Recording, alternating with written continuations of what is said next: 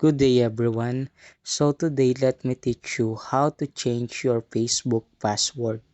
As you can see here, I'm already on my Facebook application and just simply click the three lines and then go to settings and privacy and then click privacy shortcuts and then kindly scroll and you will see change your password.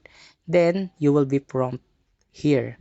So here just simply type your current password and then the new password that you want to change on your current password and then retype your new password and then click save changes and then after that you will be automatically changing your password. And in order to try it, just simply log in to your account using your new password. And if it works, then that's the way on how to update your password.